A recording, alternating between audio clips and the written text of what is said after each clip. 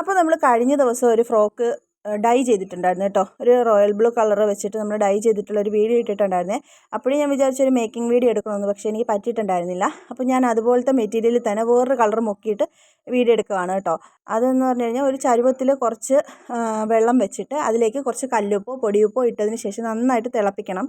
തിളപ്പിച്ചതിന് ശേഷം നമുക്ക് ഏത് കളറാണോ ചെയ്യേണ്ടത് അത് നമുക്ക് കുറച്ചിട്ട് കൊടുത്തതിന് ശേഷം നന്നായിട്ട് ഇതുപോലൊരു കമ്പോ സ്പൂണോ എന്തെങ്കിലും കൊണ്ടുവന്ന് ഇളക്കി കൊടുക്കണം കേട്ടോ. ഇളക്കി നല്ലപോലെ തിളച്ചതിന് ശേഷം നമുക്ക് തുണി മുക്കേണ്ട ഭാഗത്ത് പല രീതിയിൽ ഡൈ ചെയ്യാം കേട്ടോ. ഞാനിതുപോലെയാണ് ഇങ്ങനത്തെ രീതിയിൽ ചെയ്യേണ്ടത് കൊണ്ട് ഞാൻ ഇങ്ങനെയാണ് ചെയ്തെടുത്തത്.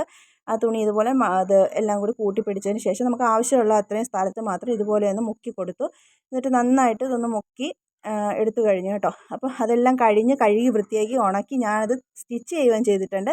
അതെല്ലാം കഴിഞ്ഞിട്ടുള്ള ലാസ്റ്റ് ഫൈനൽ ലുക്ക് ഇതാണ് കേട്ടോ. നല്ല അടിപൊളി യെല്ലോ ഷെയ്ഡാണ് നമുക്ക് കിട്ടിയിട്ടുള്ളത് കേട്ടോ. അപ്പോൾ ഞാൻ കുറച്ച് സ്ലബ് കോട്ടൻ്റെ മെറ്റീരിയൽ ഉണ്ടായിരുന്നു, അത് വെച്ചിട്ട് ഒരു ബ്ലൗസ് കൂടെ തയ്ച്ചു. അപ്പോൾ ഇതാണ് നമ്മുടെ വിഷുവിൻ്റെ ഒരു ഔട്ട്ഫിറ്റ് എന്ന് പറയുന്നത്.